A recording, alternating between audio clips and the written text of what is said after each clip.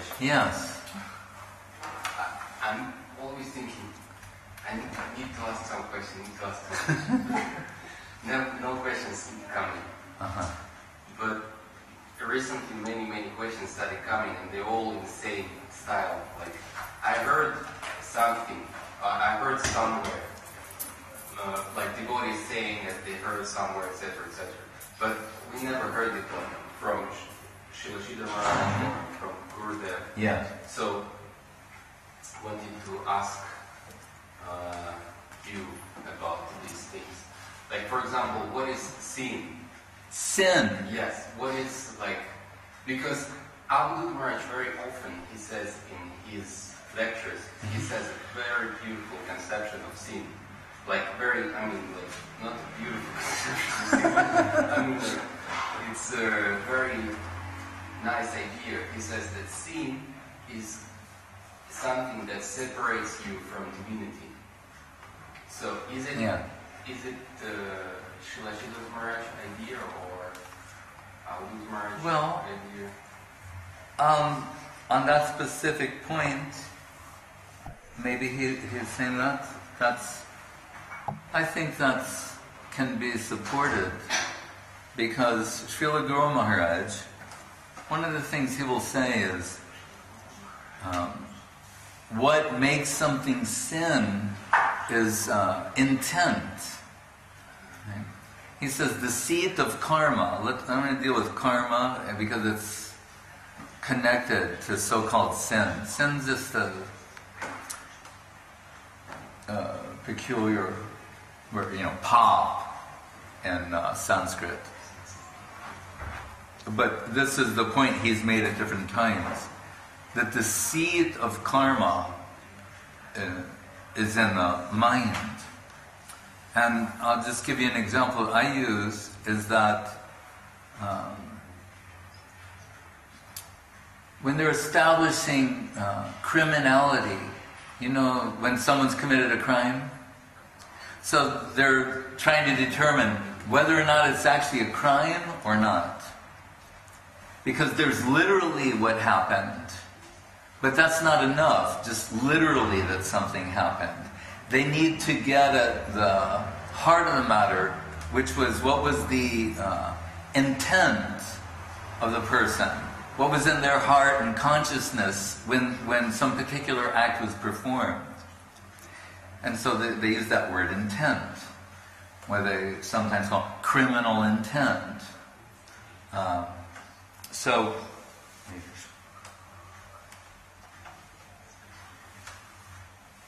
And that's a fine thing. Right? Like we're told what by Rupa Goswami in defining devotion, Anya Abhilashita Shunyam Jnana Karmadhyanavartam Anukulyena Krishna Anushilanam Bhakti Rutama. Anya Abhilash Shunyam. No, and in a phrase, no ulterior motive.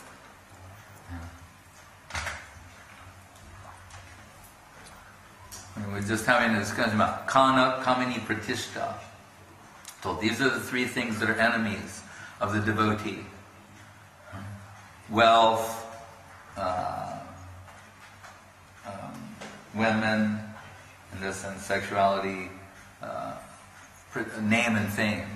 We're told of the three, the one that is most damaging is most difficult to verify. And that is Pratishta.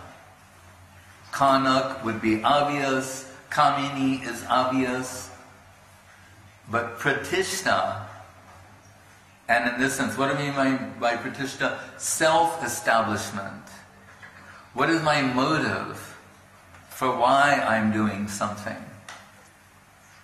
So that's the most damaging, and at the same time, Guru Maharaj says, it's the most difficult to detect.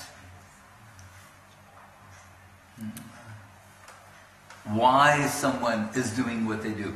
Is it self-promotion, self-establishment, or they're trying to establish the glory of Guru? Because those three were told. Kanak, which means gold, by extension wealth, money. Lakshmi for Narayan, the simple form. Lakshmi for Narayan. Kamini, Guru Maharaj sometimes called lady love for Krishna.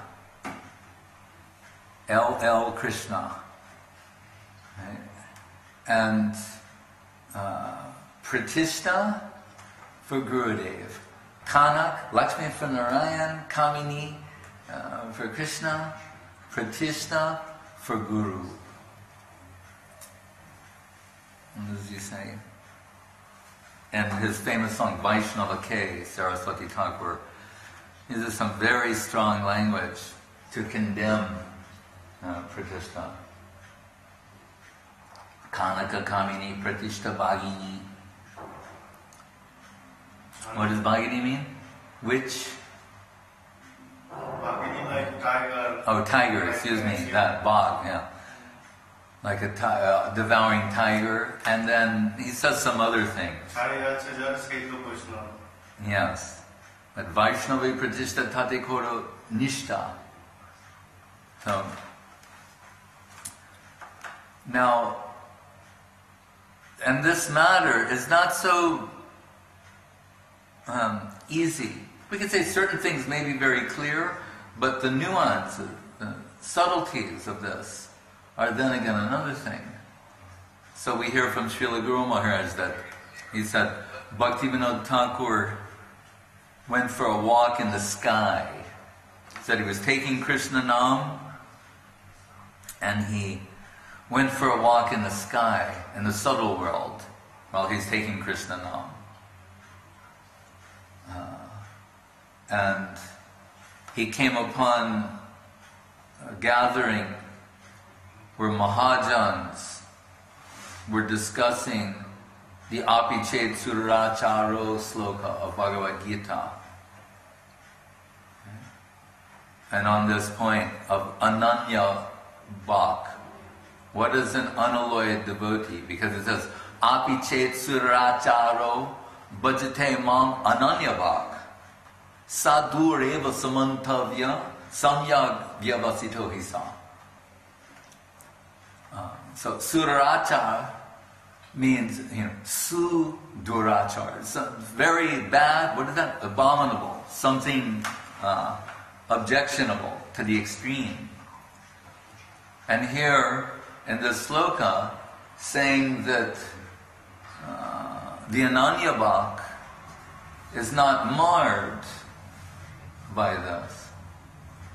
So, but the point I mean to make up thus far is that this is an assembly, it's a Bhagavad Gita class of the Mahajans.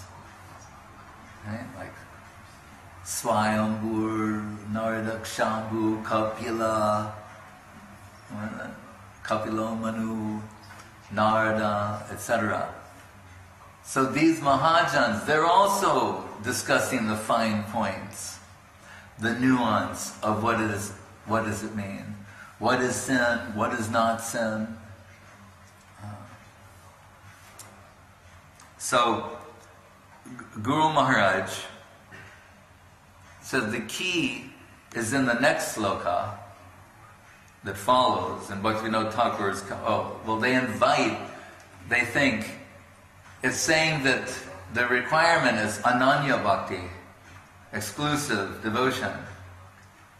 But what is Ananya Bhakti? And they said, well, here's an Ananya Bhakta, it's Bhaktivinoda Thakur. Let's ask him to explain. And Guru Maharaj points to the following sloka where Bhaktivinoda Thakur says, Kipram bhavati dharmatma shashvat shantim nigachchati konteya pratijanihi name bhakta pranasyati. Where he says, and this is classic Guru Maharaj style interpretation, right? His ontological method.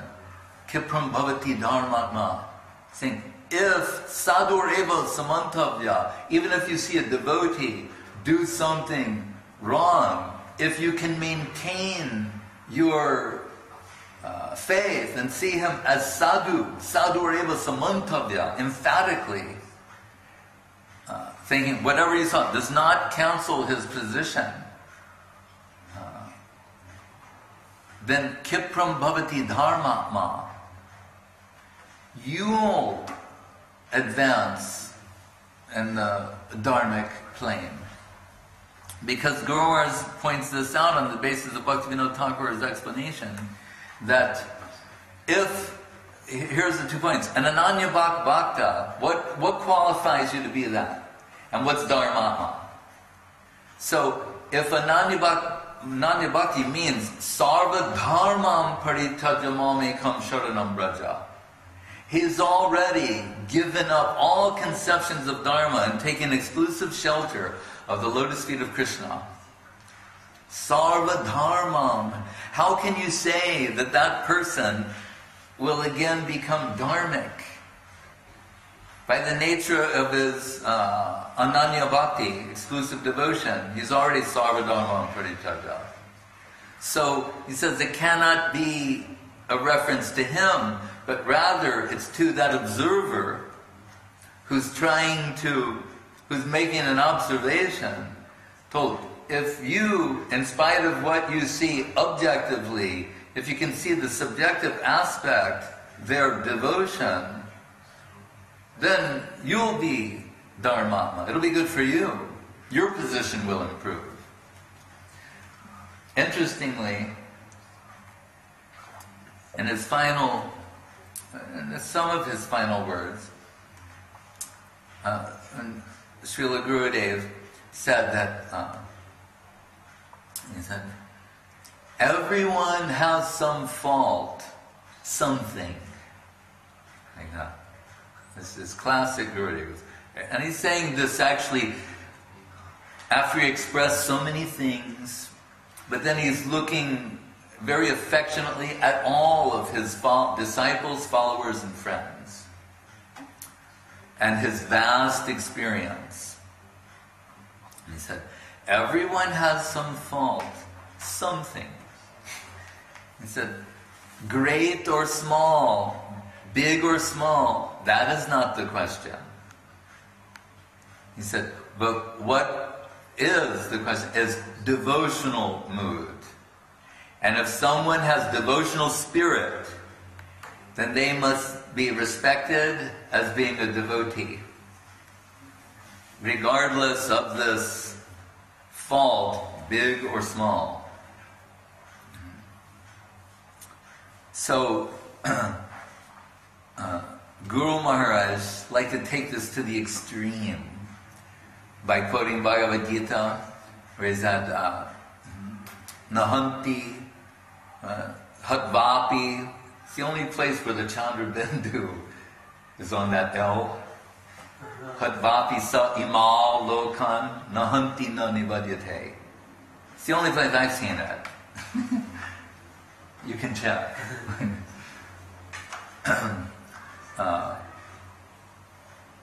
He would say, even in killing, one is not killing.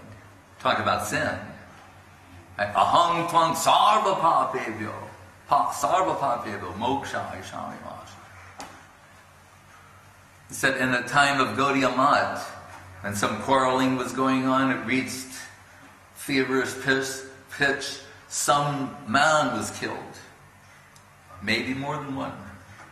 And some man came to Guru Maharaj saying, oh, Maharaj, how can this be? Vaishnavas fighting in this way? He was very upset. How is this possible? How is this sadhureva samantava? Guru Maharaj said, you worship Shiva? Yeah. Killer. He killed so many. You worship Ramachandra? Yes. Killer. Killed so many. You worship Krishna? Yes. Killed so many. Guru Maharaj said, so understand, what is killing and what is not killing? Nahanti na nivadyate. As I told the other night on Balaram's appearance, Nityananda Prabhu's appearance day, where Rupa Goswami says Bhakti Rasamrita Sindhu, where Baladev, he's been drinking Varuni and he's in this jovial, mad state of intoxication. And he says, right now, I could destroy all the universes and Krishna wouldn't be angry. And not only that, I mean, you could have a celebration because everyone would be liberated, more than liberated, if Tyaktva Deham Punarjanmanaiti, at the hands of Baladev, you give up the bodily conception. So, Kim Karma, Kima Karmeti. What's right and wrong? Says the Kovida, even the experts don't always get it right. When Krishna and Arjuna are discussing karma, one of the first things Krishna tells Arjuna is, it's complicated. It's a complicated subject. But and what we'll get at the heart of the matter is motive, intent. Not literally what was done, what was behind it. I think I mentioned this the other day when, again, that Gaudiya Math quarreling, and when they caught Tirtha Maharaj lying on it, and I said, did you lie? You know, as the leader, manager, head of the Gaudiya Math. And he said, yes. And Gurudev said, Ananta Vasudev's assistant turned, he's like, we got him. He just admitted that he lied. And he said, Vasudeva Prabhu said, no, that he said he lied in service to Prabhupada. So we worship that. I'm not going to take him down over that. That's the very thing we worship. So they're a higher quality of person. But then, and then on this point too, I said to Guru Maharaj that you told me once that some of your god brothers objected to this, your disseminating the Apichet Suracharo explanation. That's when he said, who are these god brothers? I don't know. And he laughed. He said, Jajavar Maharaj. He said he thought it will be abused. And even, they quoted some other Bengali man who said, I don't know whether mockingly, half seriously, whatever, saying, well then the criterion of like the highest Vaishnava would be the greatest deviation or level. You know.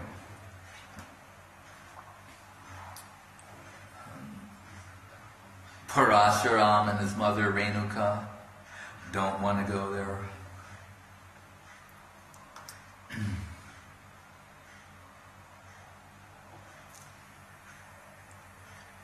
Gururna Sashat Swajanorna Sashan Sloka Samoche Yak Samupitam Mrityum.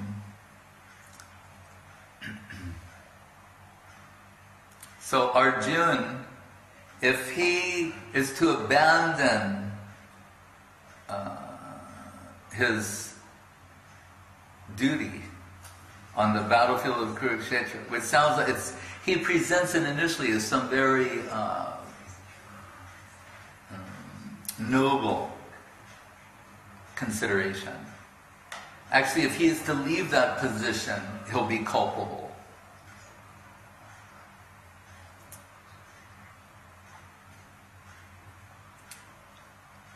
So there are many things to consider. So what did you say in the beginning? He said it was that which takes us away from Krishna? From divinity. Oh, right. Well, that's Krishna.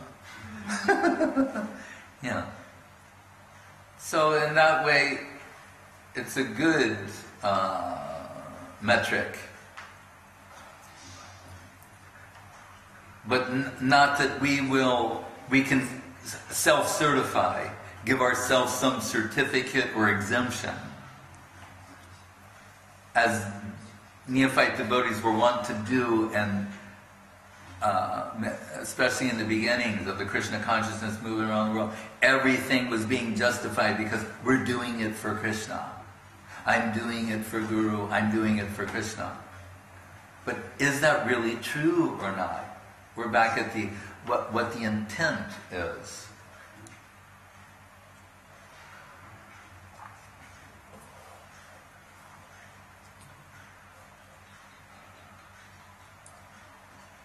And it depends on your sincerity.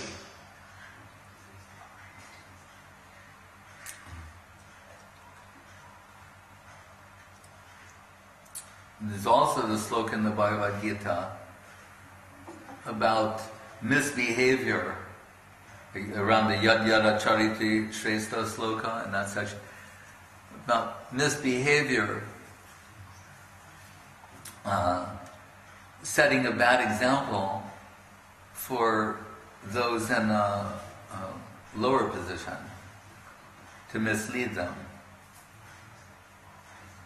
And there's some culpability there. So, we're dealing with this on an analytical way. Still, we understand in a common sense way. It's mentioned in the Bhagavatam, what is it? Jutam panam striya shunam. This is the famous four regulative principles, violating which are, fuels the Kali Yuga, illicit sex, intoxication, meat eating, gambling, etc.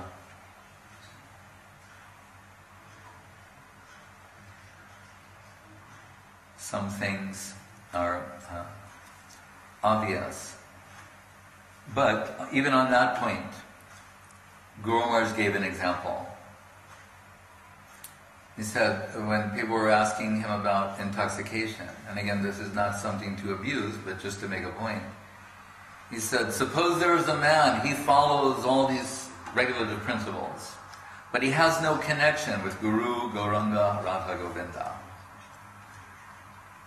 But there's another man, he said, he has a bad habit of intoxication, but he has a connection with the lotus feet of Guru, Gauranga, Radha Govinda. Who is in a better position?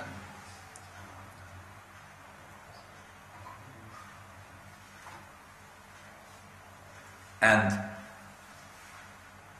if we deal with some of our mind-bending Indian friends,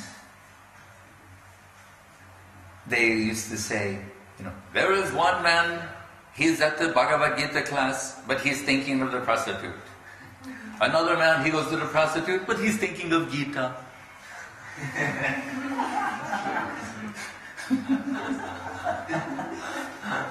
So you can guess who wins. Swamiji, this is my situation. But that there could be a third man who goes to the Gita class and pays attention, that escaped everybody's imagination.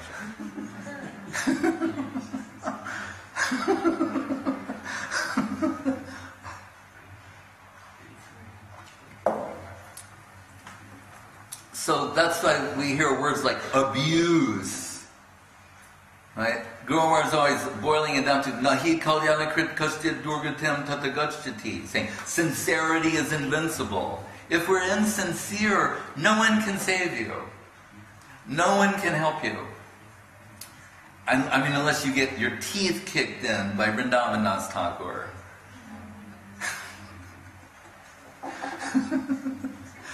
Really. If we're insincere,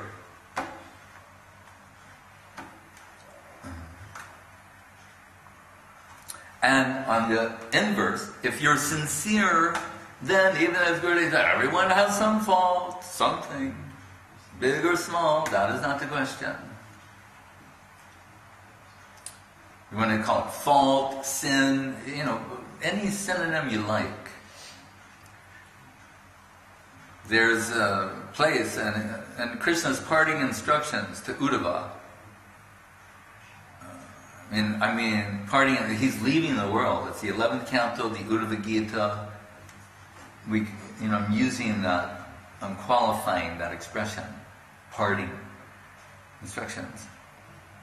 And there's a famous slogan where it says, Jata Shraddha Matkatasu Nirvina Sarva Karmasu Veda Dukkha Makan Kaman Purityage Pyanisra. And paraphrasing, saying, my devotee, he likes to hear about me, he likes Krishna consciousness, but he has some fault, something. Big or small, that is not significant. But he has devotional spirit. And he used the word Garhayan, means he's a little disgusted with himself. See, I'm in connection with Krishna consciousness. Why do these undesirable things keep revisiting me? Why am I repeatedly seduced by things that take me away from divinity? To use Avadut Maharaj's expression. He's disgusted about that. In other words, he has a repentant heart. He's not looking for loopholes. That was the expression of W.C. Fields, this old-time comedian. He was a vowed atheist, if you can make a vow to be an atheist. But in his final days, as he's getting really old, they saw him reading the Bible, and all his friends were really surprised. They said, "Bill, why are you reading the Bible?" He said, "Looking for loopholes." So he realized, I'm approaching that. He's looking for some hole to go through. That kind of thing. That won't be helpful. And Bhaktivinoda Thakur is saying the Brahmins in his village, Ula, where they worship Chandi. That's where he lives originally. One of the places he lives. And they would know that there's going to be some Shakta Prasad. Gopal, you understand? Of course you do, right? Once Gurudev said Guru Maharaj was eating something, they gave him some prasadam, and he wanted to process very, very delicately about what it tastes like. And so he said to Guru Maharaj, like, a little like Shakta Prasad, which is a euphemism for meat. But he's not going to say to Guru Maharaj while he's honoring prasadam, tastes like meat, it doesn't. So it's a little like Shakta Prasad. And he said, Guru Maharaj.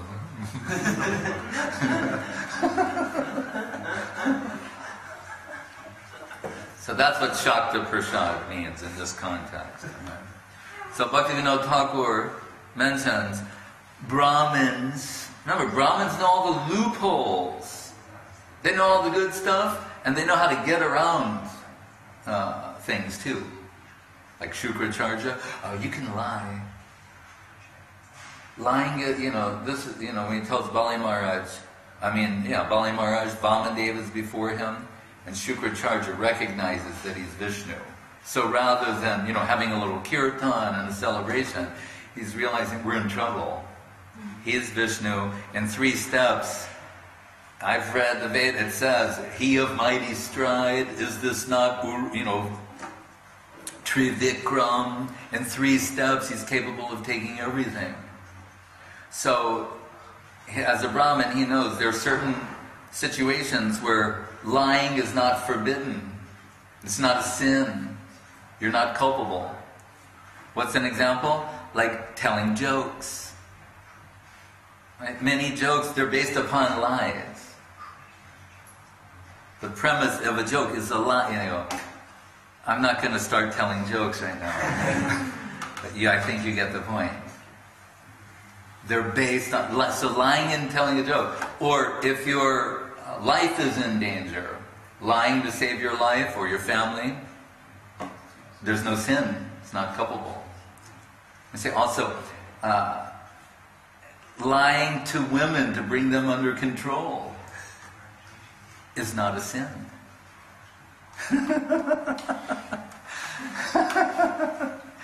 That'll be great on the internet.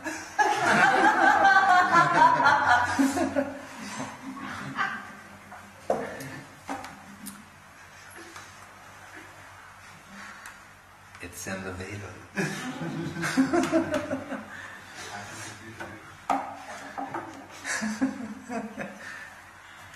And I could give examples about that, but somehow I think it would be inappropriate. I wish I could think of one that was appropriate.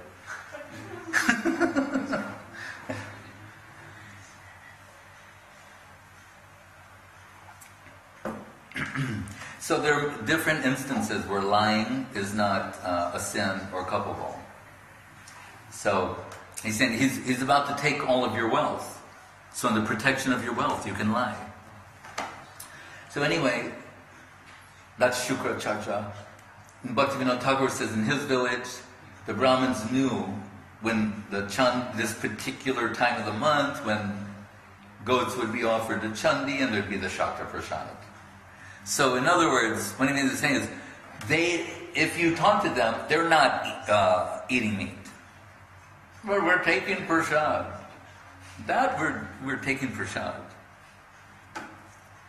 Like the man sitting next to me on the airplane, he says, "Oh, you're taking veg." I said, "Yeah." He goes, "I'm also taking veg." Oh, I said, "Excellent."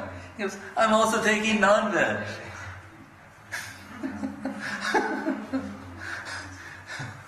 And you're only taking veg, but I'm taking veg and non-veg.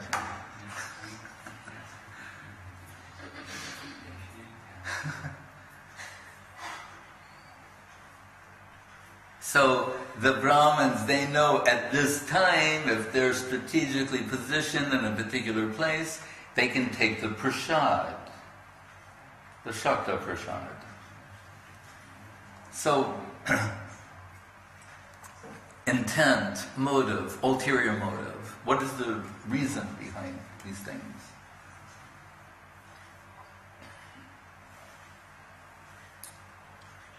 Krishnanushīlanam.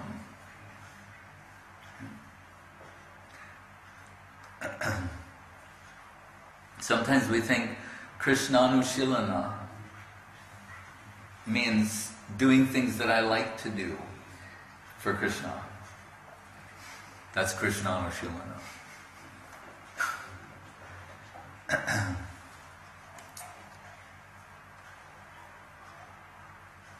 But, the Braja Gopis personify doing things for the pleasure of Krishna. Even in the beginning of Charitamritam, which we should be somewhat focused on now as we're approaching Gaura Purnima. Soon Saraswati Thakur's appearance day coming.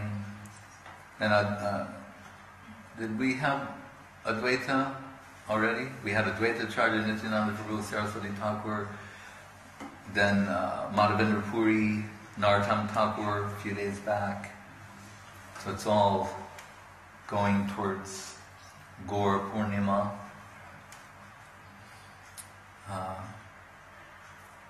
Why did I say that? Because in the Charitamritam, yes. But what was the segue? Oh, what the gopis do for Krishna. Yeah. Krishna saying, everything they do for me. That's why he's saying, Atmindriya Priti Banchatare Bolikam, Krishnendriya Priti Ichadari Premanam. Difference between calm and praying. Saying, they decorate themselves for me. Everything they do to make me happy. It's taking this in a particular direction. So,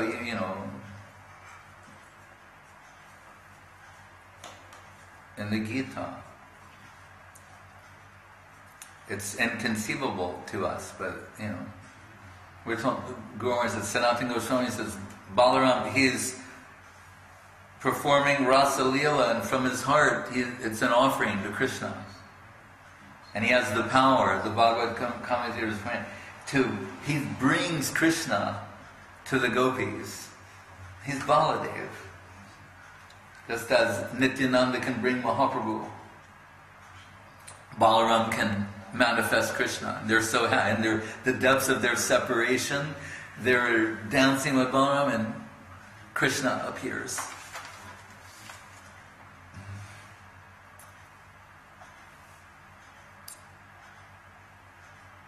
And ultimately in Shikshastakam, We go to the last sloka. Asli Shiva Parvatam Pranastamam Adarshanam Marmahatam Korotuva. If there's no darshan, everyone's so eager, like, to see Krishna. From Srimati Radharani's point of view, well, what is Krishna's position about that? If for some reason, a darshan, if that's what is his preference, then I'm happy with that. Even what apparently makes me unhappy, if somehow it contributes to his happiness, that's my happiness. You know, I can hear a Gurudev saying, that's her property. We don't pretend to, but we can point to that. Bhaktivinoda Thakur, a little nearer, says about the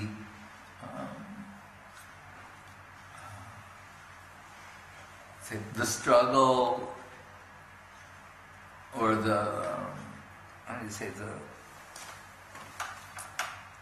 in performing seva,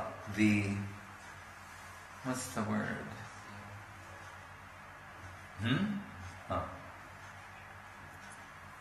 The difficulties, you can use different words there. He's saying, whatever that is, that the burden of that responsibility, the difficulties that are, he said, that's joy to me. Like they have that famous maxim, they always, a labor of love. What would qualify as the ultimate conception of labor of love except, seva, service to Krishna.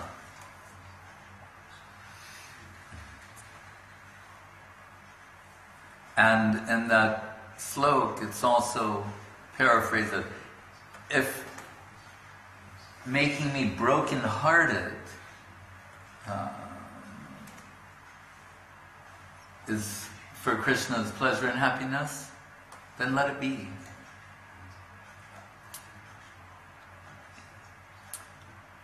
So, that's from the leader, the ultimate leader of the Krishna consciousness movement. Krishna consciousness personified, Mahabhav Swarupini Radha Thakurani, whose devotion is so extraordinary and inconceivable that Krishna cannot estimate the limits which lead him to personally want to see what she sees, perceive what she perceives, taste what she tastes. Sri Radhaya Pranaya Mahima Kidrisho Vanayeva. What type of love for him that she alone possesses? Shvado Yenadhuta Madhurima Kidrisho Madhya. What she alone is tasting, Mahabhav.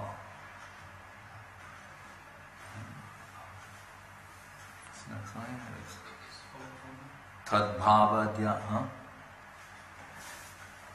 Sokyam Chasya Maranubhavita Kidrishame Tadbhavadya Samajani Sachigarva Sindhu Harindu.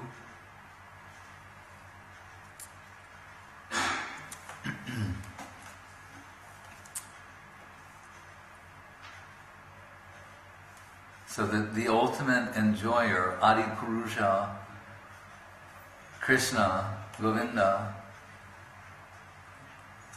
can be converted into a devotee, such as the power of the devotion in the heart of Srimati Radharani. Aparam Kasyapi Pranayi Janavadashu Kutuki Rasots Mam Hridva Maduram Upabhoktam Kamapiya Rucham Swam Avavre Dutyam Iha Tariyam Prakatayam Sad Devas Chetana Kritirati Taram Na Kripayatu.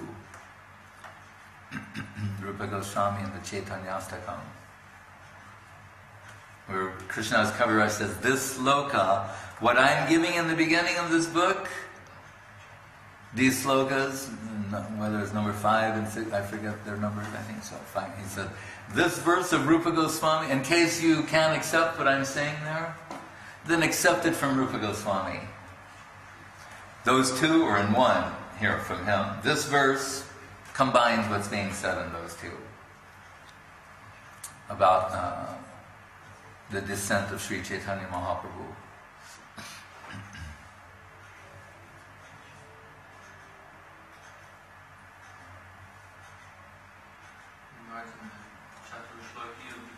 Yes. Otherwise, gives some revolutionary kind of concept of sin that I can't remember which exact verse.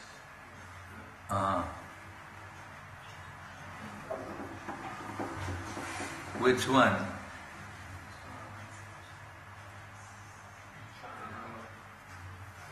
Where he says any other conception of actually I think it's Aham Sarva Sukha, where it says any to conceive of anything belonging to anyone else other than Krishna is considered. Oh, and I see. Takes it further to the word Rasa. Yeah. And also he says, Aham Sarvasya Brahmavo, that everything comes from me also means, and the way of approaching me also comes from me. So he says a codified reference to Mahaprabhu, to Sri Chaitanya Avatar. Swabhaktavyam Sudham Nijabhajanam Mudramupadisham, that he comes himself with his associates to give devotion to himself.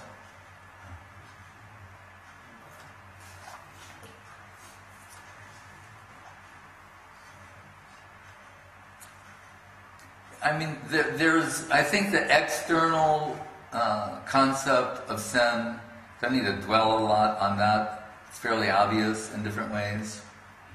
But here, what you're alluding to are finer conceptions, things that are obstructions, right? Because we're told, taking the holy name, once taking the name of Krishna can free you from more, as a side effect, free you from more sin than it's possible to commit. But that doesn't mean that you'll have devotion, that you'll enter the service world. Just being free from sin is not the qualification.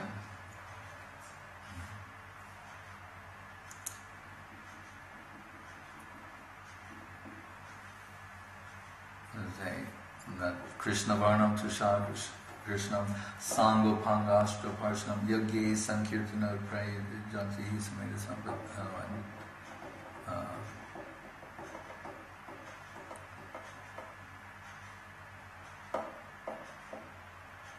Mukta Sangha Param Brigade. What's the beginning?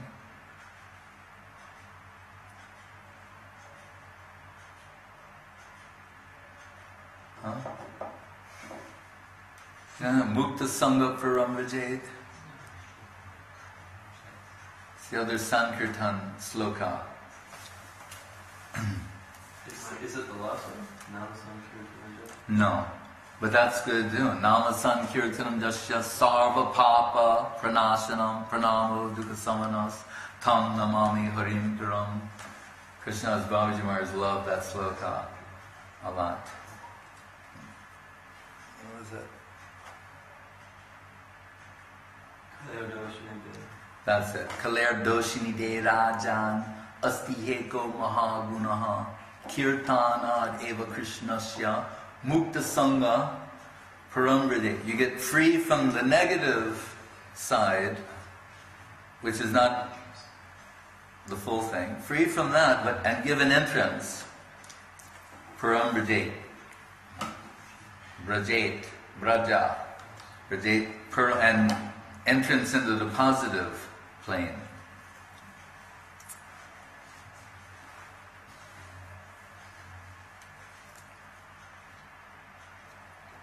Remember when Krishna wanted to spotlight the devotion of Srimati Radharani? And so Krishna, he's feigning sickness. And Mother Yashoda is very upset and worried. Then Krishna expands and appears as a mystic physician who happens to be in the neighborhood and comes, and Yashoda calls him in. He examines the boy.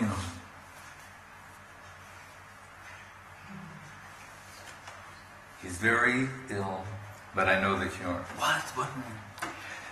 Get a porous pot, means a pot with holes in it. And one chaste girl, she'll take that porous pot to the Jamuna and bring back Jamuna water. And that will cure him.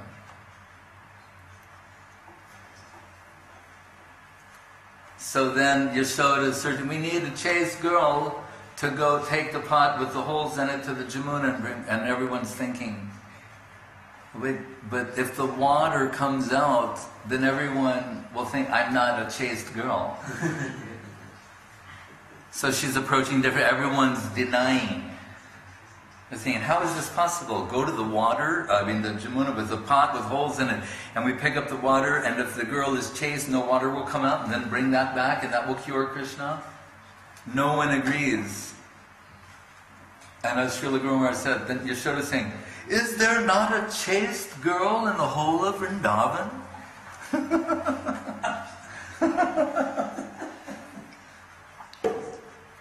Then the suggestion comes, perhaps from Krishna. Radharani. And then, as Guru Maharaj told, she is famous in another way. Parakiya Rasa. Sometimes Guru Maharaj says that Radharani says, I'm famous for, giving myself heart and soul wholesale to you. But the truth of the matter is, I haven't really fully given myself to you. That's the shame.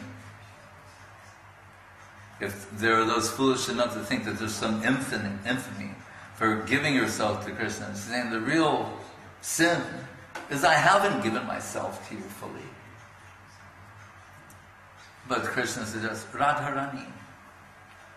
And Radharani, without hesitation, takes the porous pot full of holes to the Jamuna.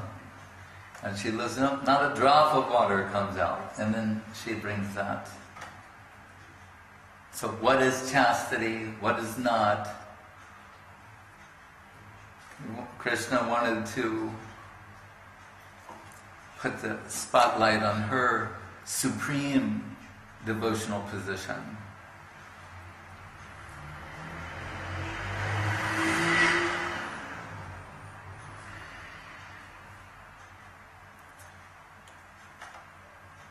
Hadvapi sa imal lokan nahanti nanivadite.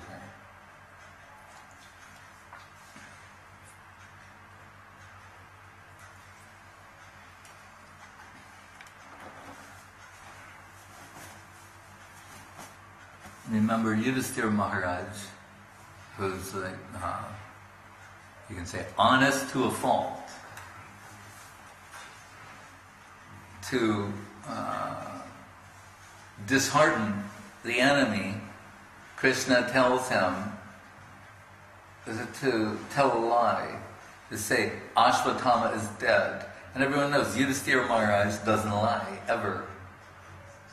So if he'll say it, everyone will believe it, they'll be disheartened.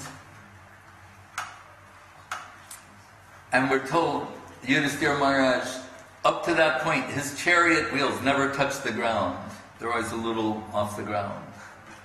He hesitated to follow Krishna's order, and his chariot sunk.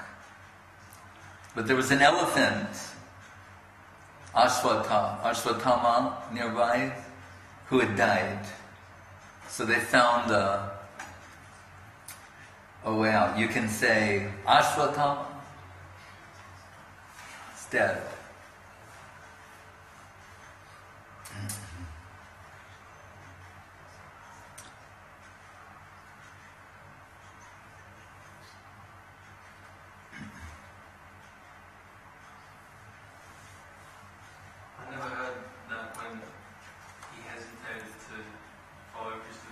I always heard it that it was Atman he told the lie. But that's an interesting point. Yeah, it's another interpretation, by his hesitation.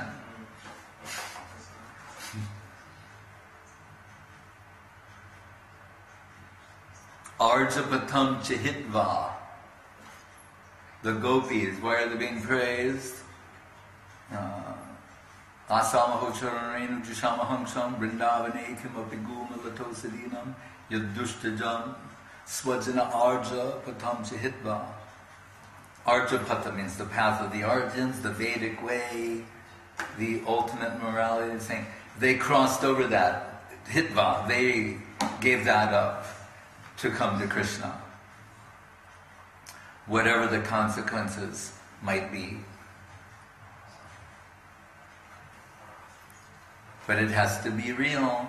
And we hear Vishwanath Chakravarti Thakur telling the 10th canto, when Krishna plays his flute song in the dead of Vrindavan forest at night, the Braja Gopis come, and what is the first thing that Krishna does is he sends them home and says, this is not appropriate. Young girls to be out in the dead of night in the forest like this.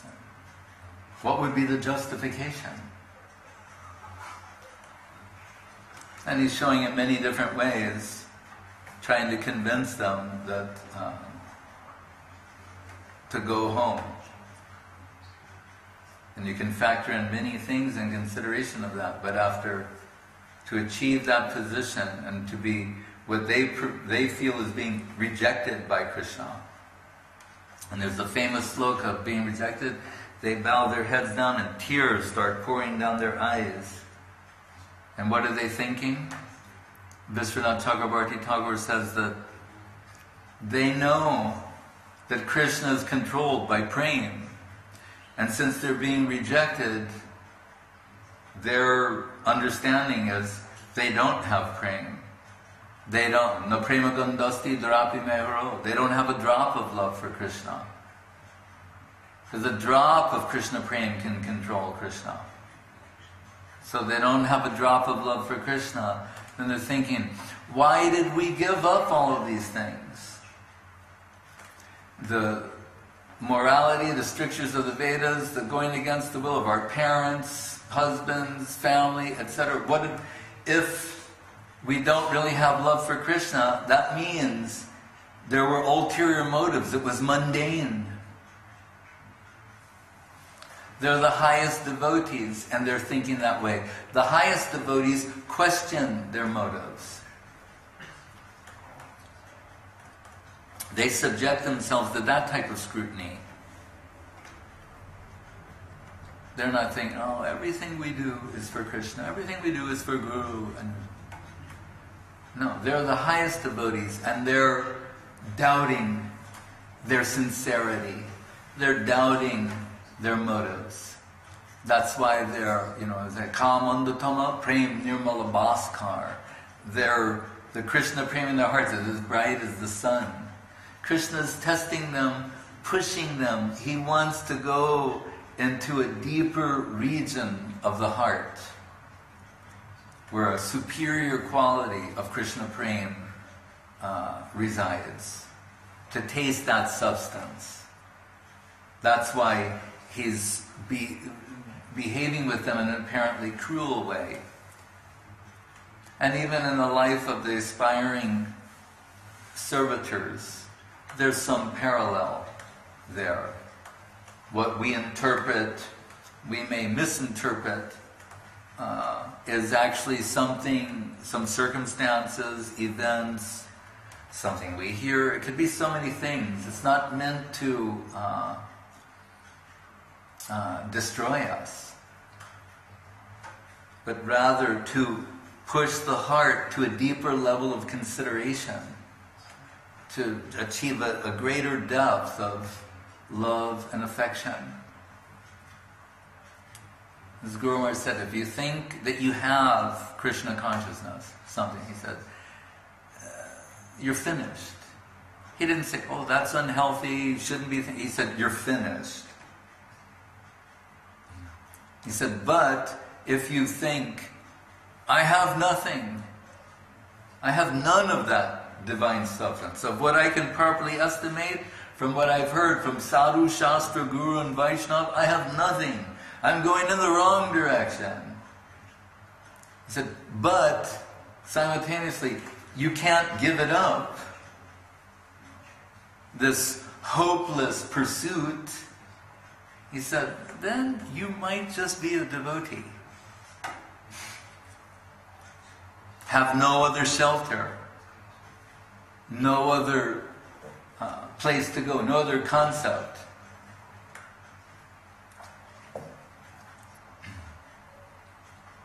So if they're thinking like that, in the presence of Krishna, they're thinking they're devoid of devotion, that they don't have a drop of divine affection for him. And they're crying, but what do they think? We have nowhere else to go.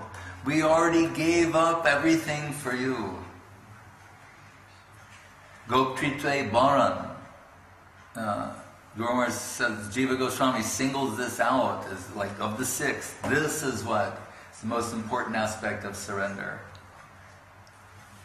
Giving oneself, turning oneself over to Krishna, then these other things become meaningful.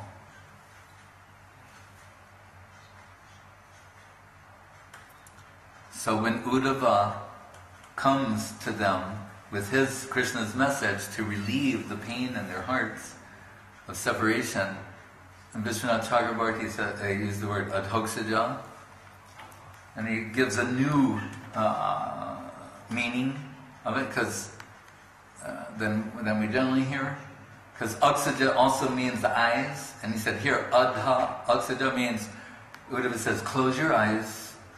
And all the Braja Gopis close their eyes, and then Krishna appears, and they have rasa dance, and they're ecstatic, as we can imagine. So adhoksaja here means they close their eyes, and this is not ordinary meditation, it's some extraordinary gift of Krishna to his devotees in separation. Dadami buddhi yogam tam yena mam upayanti te jnanadipena bhashvata. Again, we were saying, how could it be gyan? What, he's going to give Prem Bhaktas gyan? No, he said, at the peak of their separation, he gives himself to them. Tushyanti cha, ramanti cha. He said, what devotees experience by talking about Krishna, it's as if they're consuming a feast. Like actually the type of enjoyment we associate with eating. Eating different nectarines, so that's what it's like for them to speak about Krishna, to relish Harikatha. Tushyanti cha. And the ramanti cha takes it even further. The bliss of that experience, they're getting that experience from Machchita Magata Prana Bodhayantas Parasparam Kathayantas Chamam Nitya, by talking about Krishna. These things are extraordinary.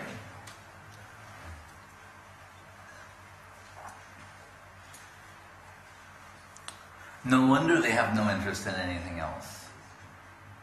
Nothing is capable of delivering that kind of substance. And Krishna himself, he's seeing in this exchange, whatever I'm experiencing, and it says something like Bhav Darpan, like the mirror of himself. In Radharani, this depth of ecstatic emotional sentiments, saying my estimation is what Radharani and Braja Gopis are experiencing is 10 million times greater than what I experience as Rasaraj Krishna. This is the Chaitanya Charitamritam. It's not saying something that is commonly known or that's been understood. Not at all. It's astonishing, revolutionary revelation.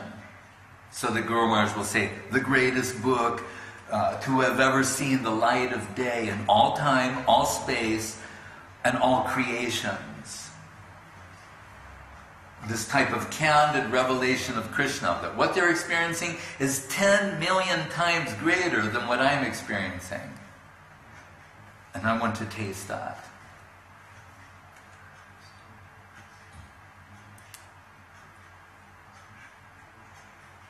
And it's presented of this idea of the, Krishna comes before them.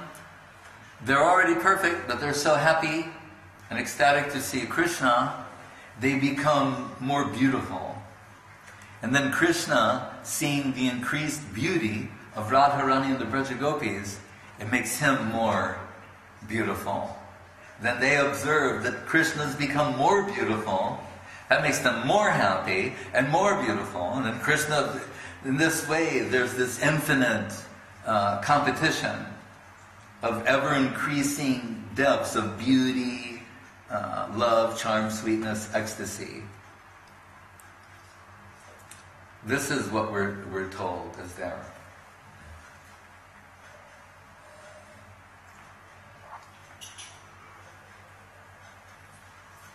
Hare Krishna.